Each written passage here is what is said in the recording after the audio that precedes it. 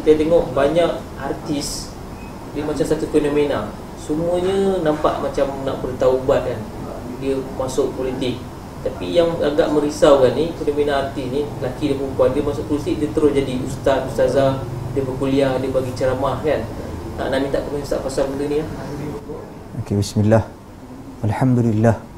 Wassalatu wassalamu ala Rasulillah, amma ba'd. Memang kita lihat akhir-akhir ini telah menjadi satu fenomena artis menyertai politik, sama ada politik yang pro kepada kerajaan ataupun yang pro kepada pembangkang.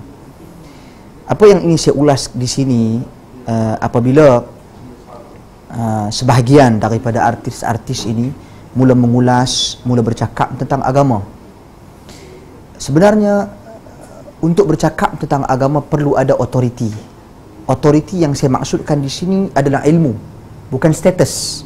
Bukan syarat untuk bercakap tentang agama itu mesti profesor, bukan syarat untuk bercakap tentang agama itu mesti doktor, tetapi yang bercakap tentang agama hendaklah dia memiliki ilmu pengetahuan. Ilmu ini yang disebut oleh Nabi sallallahu alaihi wasallam di dalam hadis, apabila merupakan satu tanda-tanda akhir zaman, kata Nabi sallallahu alaihi wasallam, Allah Subhanahu wa taala akan yaqbidu al-ulama. Allah Subhanahu wa taala akan tarik ulama, yakni tarik nyawa para ulama, yakni dengan mematikan para ulama. Pada ketika itu kata Nabi sallallahu alaihi wasallam, fattakhadhan nasu ru'usan juhala fasu'ilu fa'aftau fadallu wa adallu. Maka pada ketika itu manusia memilih kepala-kepala pemimpin-pemimpin yang jahil, mereka ditanya tentang agama, tentang urusan agama mereka, kemudian mereka mengeluarkan fatwa. Yang ditanya tadi mengeluarkan fatwa, maka mereka sesat lagi menyesatkan, kerana asasnya tidak memiliki ilmu.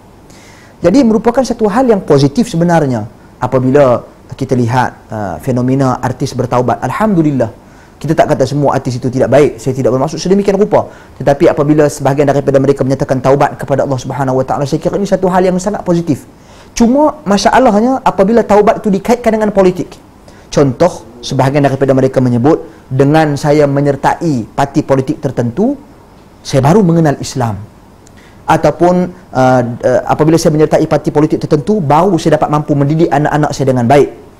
Saya nak ulas hal ini sedikit agar kita faham. Sebenarnya bukan syarat untuk kita mengenal Islam dengan menyertai parti politik tertentu. Tugas untuk mengenal Islam adalah tugas tanggungjawab setiap individu Muslim. Kalau jika demikian, bagaimana orang yang di luar daripada negara ini?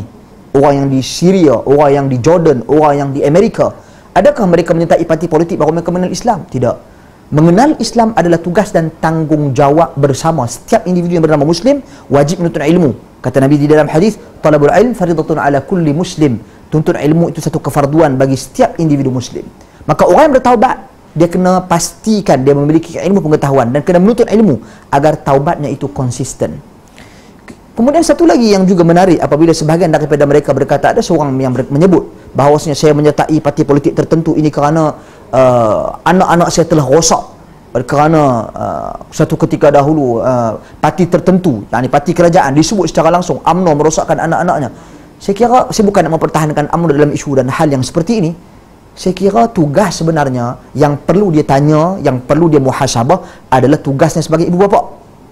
Kata Allah di dalam Al-Quran, wallahu akhrajakum min butuni ummahatikum la ta'lamuna syai'a. Allah mengeluarkan kamu daripada perut ibu kamu dalam keadaan kamu tidak mengetahui sesuatu pun. Dalam hadis Nabi bersabda, fali abawahi yuhawidanihi aw yunassiranihi aw yumajjisani. Maka menjadi tugas kedua ibu bapanya nak menjadikan anaknya Yahudi ataupun Majusi ataupun Nasrani ataupun Majusi. Ini tugas ibu bapa, bukan tugas parti politik, bukan tugas UMNO, bukan tugas PAS. Tugasnya adalah tugas individu. Individu itu sedar dia perlu mendidik anaknya menjadi insan yang bertakwa, menjadi insan yang dekat dengan Allah Subhanahu wa taala. Jadi untuk menyalahkan parti politik, sama ada UMNO ke, orang UMNO nak salahkan PAS ke, PAS nak salahkan UMNO ke, ini ulasan ataupun pandangan yang sangat tidak relevan. Jadi saya minta kepada artis-artis ini ataupun sebahagian, tidak kira sesiapa pun yang bertaubat, bukan syarat diterima ataupun ditolak serta taubat itu menyertai politik. Dan bukan syarat untuk bercakap tentang Islam itu kita perlu ada dalam mana-mana parti politik. Sebenarnya untuk berkata tentang Islam, untuk mengulas tentang Islam, syaratnya perlu ada ilmu, perlu ada iman, perlu ada amal dan tindakan, baru kita bercakap dan mengulas tentang agama.